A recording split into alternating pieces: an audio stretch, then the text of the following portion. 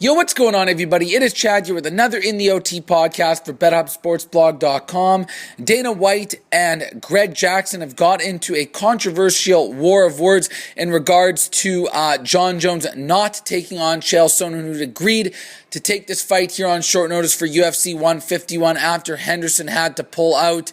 Obviously, Dana White is very angry about this. His main reason, he claims, is the fact that the supposed at least top 3 pound-for-pound fighter in the world would shy away from something like this, but I don't necessarily believe that is the main reason he's all worked up and excited. Yes, it definitely is a factor, but I believe it has more so to do with the fact that he's going to be losing a lot of money, and it does not cast a positive image for the sport of UFC.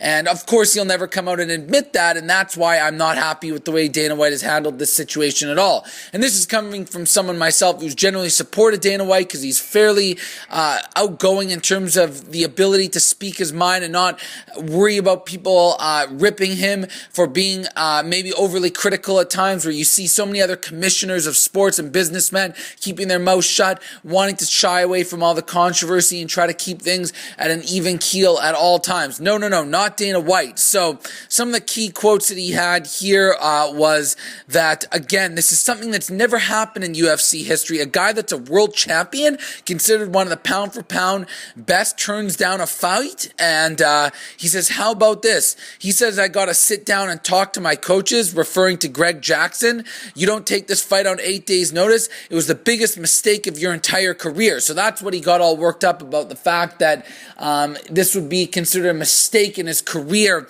if he would go on to do this. And the main reason that White never thought it would be a huge mistake is because he figured, hey, if he's that damn good, he would never lose this fight anyway. After all, Chael Sonnen never really had a full opportunity to go in and train for this fight. He usually fights at the 185-pound range, and now he'd be going up to 205. And then after that, Greg Jackson would respond. He said it was actually 3 days' notice. It's not 8 days' notice because you don't train the last week of a fight camp anyways. And he'd also been training with Henderson, so maybe he had some sort of inside scoop on everything.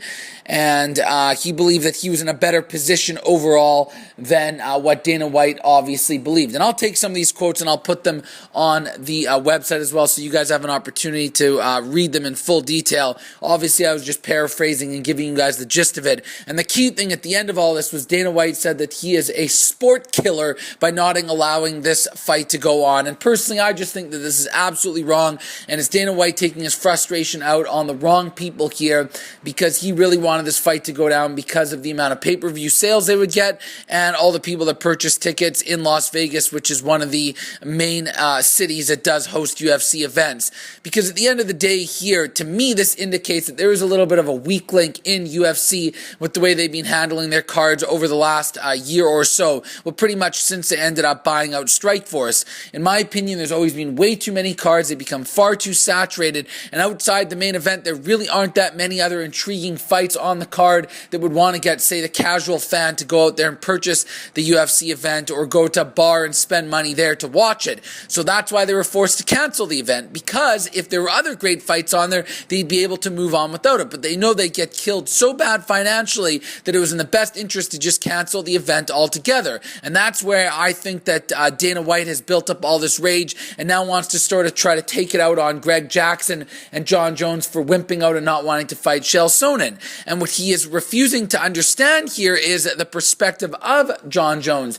He has everything to lose. Here's the champion, the guy that has the reputation to protect in terms of being that damn good. Chael Sonnen has nothing to lose. We all know he's a mouthpiece. He can't win the championship fights when there is a lot at stake, and if he was to lose on short notice, no one would think that it's an absolute failure for him. After all, like Dana White said, he would be stepping up in class and was unprepared for this. And should Jon Jones go on and actually lose this fight, he would be absolutely ridiculed and would not receive the same sort of credit that he has been having in the past. And it wasn't in his contract that he was forced to take on anybody in this short term notice. And for someone like Jon Jones, who probably perfects his craft a lot during the practice period, if he didn't believe and his trainer didn't believe that there was enough time in order to perfect that, then why should he be forced into doing something for the sake of Dana White and his business plan not working out and try to save it from their end? At the end of the day here, as much as these guys do make money at the top level in the UFC, they don't make nearly as much money as other athletes that are at the top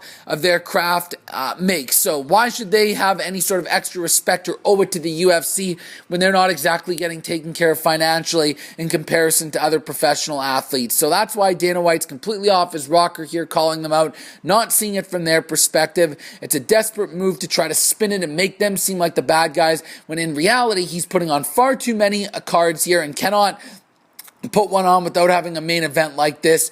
And if he would maybe just scale down the fights that he puts on all these cards and have less of them overall, then if something like this was to happen in the future and they weren't able to get a replacement fighter right away, then they would be able to still have the card go on. So that's my 2 cents on everything here.